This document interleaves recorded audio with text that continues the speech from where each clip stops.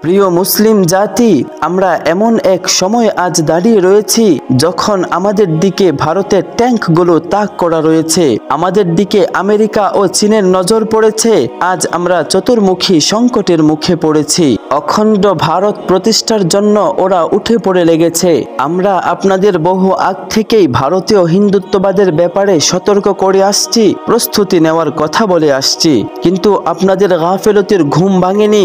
আগে পাশের দেশে মসজিদ মাদ্রাসায় ভাঙচুর করা হতো, মুসলিম নারীদের ধর্ষণ করা হতো, মুসলিমদের জবাই করা হতো। এসব ঘটনায় যথেষ্ট ছিল আমাদের জাগার জন্য, কিন্তু আমরা জেগে উঠিনি। আজ তাই কাঁটাতার পেরিয়ে বাংলাদেশেও চরম মাত্রায় পৌঁছে গিয়েছে ভারতীয় হিন্দুত্ববাদের জুলুম। সিলেটের উসমানী নগরীর ইমাম হত্যা আপনারা দেখেছেন, ফরিদপুরে দুজন ভাইকে শহীদ এবং গতকাল একজনকে শহীদ করা হয়েছে আপনারা দেখেছেন। চট্টগ্রামে কিছুদিন আগেও এতিমখানা ও দুদিন আগে মসজিদে ভাঙচুর আপনারা দেখেছেন। আর কত উদাহরণ দেব? এরকম বহু ঘটনা রয়েছে। ভারতীয় হিন্দুত্ববাদ সশস্ত্র ও সংঘবদ্ধ, মন্দিরগুলো এক একটা অস্ত্রের গোদাম, কিন্তু আমাদের মসজিদে অস্ত্র থাকবে, মুসলিমরা সশস্ত্র হবে তো দূর কি বাত। মসজিদের মেহরাব যে অস্ত্র রাখার স্থান, এটাই মুসলিমরা আজ জানে না। হে আমার মুসলিম জাতি, হে হাইয়া আলাস সালাহ এর ডাকে সারা দানকারীরা, আমরা আপনাদেরকে চূড়ান্ত ভাবে সতর্ক করছি। আপনারা যদি ভয়াল ঝড়ের পূর্বাভাস দেখেও গাফিলতির ঘুম ভেঙে জাগ্রত না হন, আপনারা যদি হাইয়া আলাল ইদাতের ডাকে সাড়া না দেন, আপনারা যদি হাইয়া আলাল জিহাদের ডাকে সাড়া দেওয়ার জন্য বের না হন, তাহলে শীঘ্রই ভয়াবহ আযাব আপনাদের উপর নেমে আসবে। আপনারা এটা ভাবিয়েন না নামাজ রোজা করে মসজিদ মাদ্রাসা নিয়ে শান্তিতে থাকতে পারবেন। জেনে রাখুন, আপনারা যদি হাইয়া আলাল জিহাদের ডাকে সাড়া না দেন, তাহলে আপনাদের জবাই করা হবে, ধরে ধরে মা বোনদেরকে ধর্ষণ করা হবে, মসজিদ মাদ্রাসাগুলো গুড়িয়ে দেওয়া হবে, বাইতুল মুকাররম মসজিদ থাকবে না, লালখান থাকবে না, হাটহাজারী মাদ্রাসা থাকবে না, বাবুনগর মাদ্রাসা থাকবে না, ওরা সবকিছু মাটির সাথে গুড়িয়ে দেবে। ইয়া উম্মতে ইসলাম, স্মরণ করুন আমাদের প্রতিবেশী দেশ আরাকানের কথা। সেখানেও ছিল একসময় বিশাল বড় বড় মসজিদ মাদ্রাসা, কিন্তু তারা সময় মতো প্রস্তুতি না নেওয়ায়, জিহাদের ডাকে সাড়া না দেওয়ায় আজ সেখানে কিছুই নেই। আপনারা আরাকান ও আফগানদের থেকে শিক্ষা নিন। আরাকানদেরকে যদি অনুসরণ করেন, তাহলে আপনারা নিজেরাই ইতিহাস হয়ে যাবেন। আর যদি আফগানদেরকে অনুসরণ করেন, তাহলে আল্লাহর ইচ্ছায় আপনারা নিজেরা ইতিহাস তৈরি করবেন।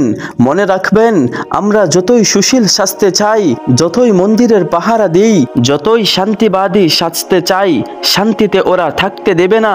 আমরা না চাইলেও দাঙ্গা আজ নয়তো কাল বাঁধবেই। কুফর ও শিরকের সংঘাত অনিবার্য, এই সত্য মেনে নিন। নিঃসন্দেহে গাজওয়াতুল হিন্দ সত্য।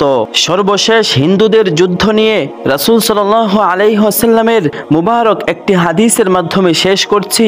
হযরত আবু হুরায়রা রাদিয়াল্লাহু তাআলা আনহু বর্ণনা করেন, রাসূলুল্লাহ সাল্লাল্লাহু আলাইহি ওয়াসাল্লাম হিন্দুস্তানের যুদ্ধের আলোচনার প্রাক্কালে বলেছেন, অবশ্যই তোমাদের একটি দল হিন্দুস্তানের সাথে যুদ্ধ করবে।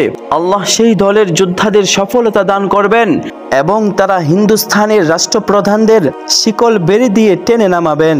আল্লাহ তাআলা সেই দলের যোদ্ধাদের ক্ষমা করে দেবেন।